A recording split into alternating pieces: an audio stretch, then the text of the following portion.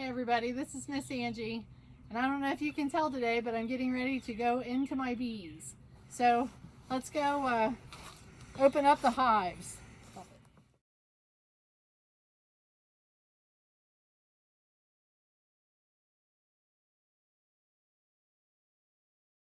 If you remember, last year I went around to the 5th and 6th grade students and actually talked about my honeybees.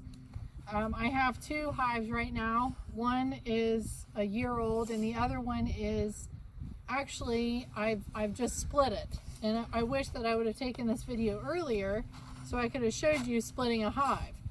I plan on getting two more, so I'm hoping to get a total of 4. But if you guys remember all the parts to a hive, you will see actually here, except the smoker, because I typically don't like to smoke my bees because I don't want them to eat a lot of their honey, because I want them to save it for later use or to feed me. So, all right, let's go.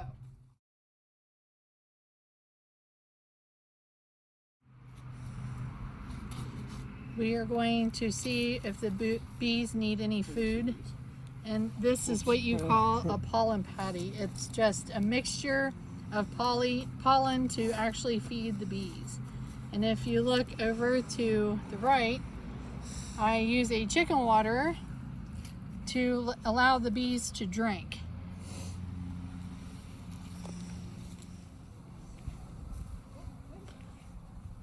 Right now she's opening the bees up so they can place the pollen patty on top, inside.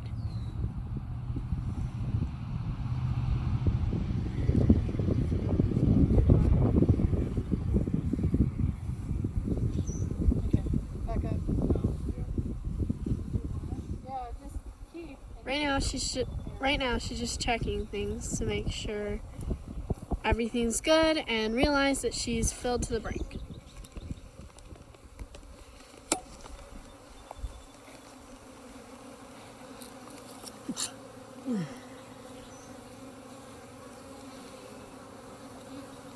This right here is the pollen patties, and this is if I have any mites.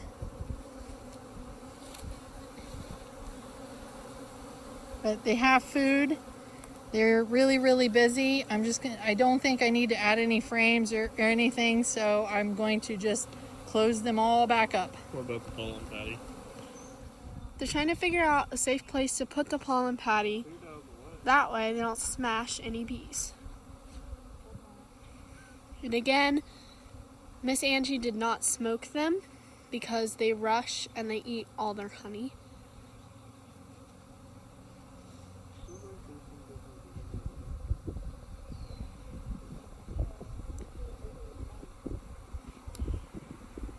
Here you can see all the bees that are flying, trying to protect their hive. And they just got the pollen patty in, and she's going to place the top back on, carefully without squishing any bees.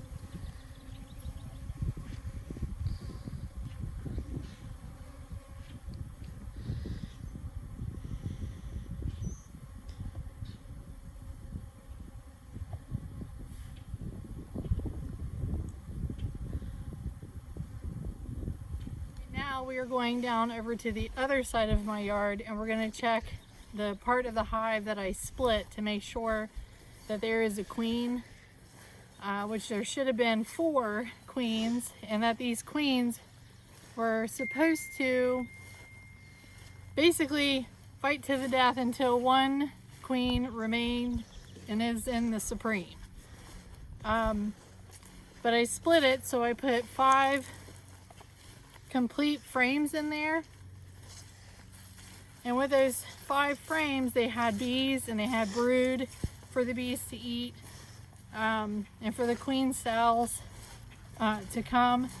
And so she should have been completely and utterly set up with a hive of her own when she hatched. As you can tell with this hive, there isn't that much action in the front. It's actually all in the back. So I'm going to have to, at some point, I'm going to have to block this off to get them to come out from the front of the hive. Okay, I'd back up a little bit more.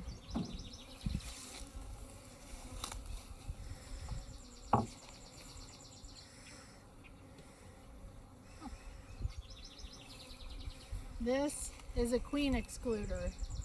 That just means that when I add different boxes on top, that the queen, I'm keeping the queen down in this section because she can't fit through the wire spokes.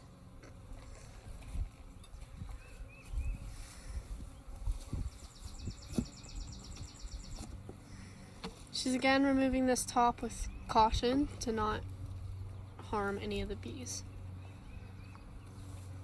Why are you doing that?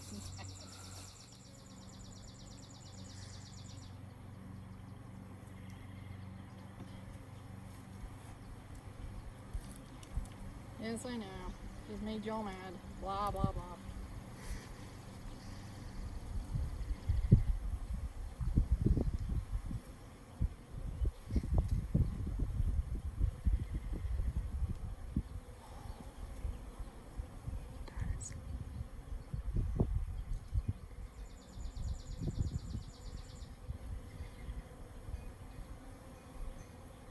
All right, they are building cells, and they do have a queen. Where? There is a queen cell that is open.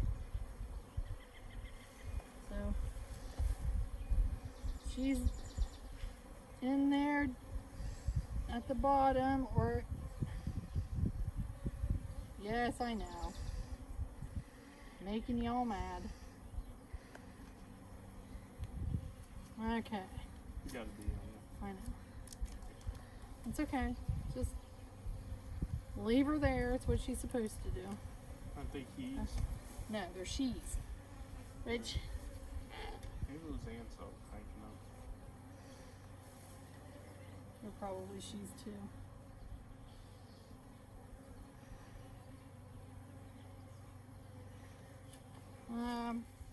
This hive is establishing itself. So that's why we have the pollen patties to help it out. These two white frames are the ones that actually have the queen cells on it. This one right here, they're actually building comb out. You can see that they're eating it and they're not making them happy because I'm messing with their food. But you can maybe see how, if I can get into the sun.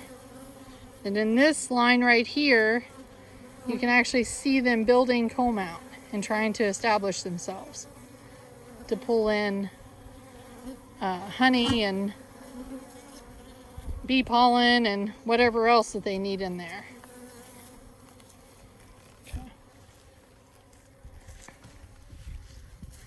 Okay.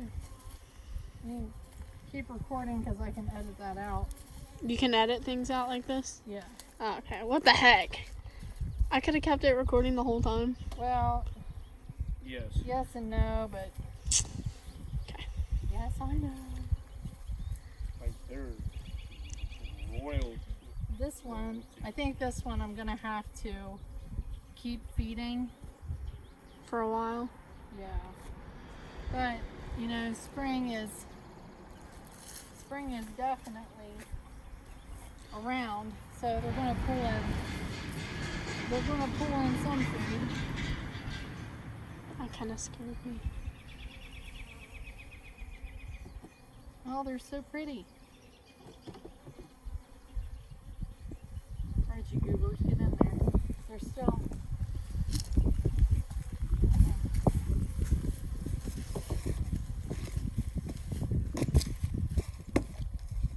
Mom, why do you place the blocks on top? Here. So raccoons and skunks and possums and whatever else eats bees, they can't pick it up and move it off to the side. Which is also why they're up higher. And water. Water is also a big one. Oh yeah, to keep them out of And water to keep as them well. out of water. Okay. How much should we say? The new, if you can actually tell right here, I have this up by 4 blocks, and that's to keep animals out of it. because they actually eat the bees instead of just the honey. They eat the bees for protein. And the way I structured this and we built this up is so that water can't even disrupt the hive either. And eventually all my hives will be in this area because there's nobody to bother them. There's nobody walking by. They'll just have to deal with cars, but they have the woods behind me and the flowers over in the field next to me to actually get established better than if I had them up by my house. This one here is a weaker hive because the queen isn't, she's just forming out and making her own hive. So this one I'm going to have to check more so just to make sure that they have food and water and that they're doing okay. But all right, well, thanks for traveling with me during my with me and my beehives, and I hope to see you guys soon. Have an awesome day. See ya.